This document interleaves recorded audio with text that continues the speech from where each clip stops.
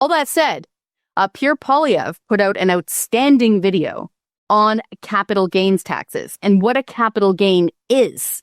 It actually reminded me of one of those kind of educational videos you saw from the late 50s, early 60s.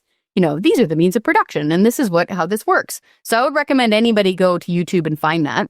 So basically what that is say you own a house, like the bank owns it, but you're paying mortgage on it, but it's your title, it's your house.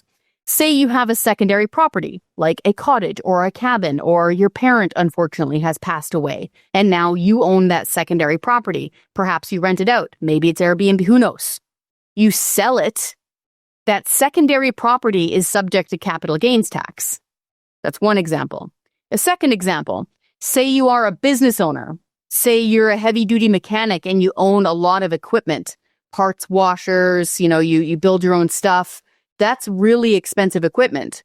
You sell it, the government will consider that to be a capital gain. Okay? Same sort of thing. I'm not sure if you sell the actual business, if that's the one that's nailed with capital gains, but your stuff is.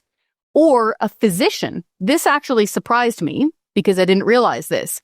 A lot of physicians, the way that they manage their finances, because they don't get a government pension or something the way a nurse does, for example, a doctor often structures his or her finances so that they put their money into capital and then they sell it as they retire, and that's what pays for their golden years because they don't have a pension.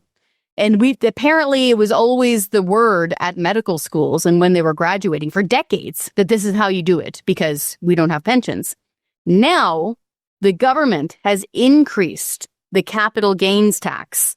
So you will now pay more. It's kind of considered income, okay, when you sell that secondary property or that parts washer, or if you're a physician and you're selling property, if you're selling capital. The horrible thing about this, apart from that being a huge tax grab that doesn't help anybody because they'll blow through, I think they're going to blow through the capital gains tax increase in like a week, something crazy based on their spending, okay? So it's not helping poor people. Apart from that, the Canada Revenue Agency, the CRA, is considering that capital gains tax hike to be valid, even though it did not clear through Parliament Hill yet. When they prorogued, it had not yet cleared.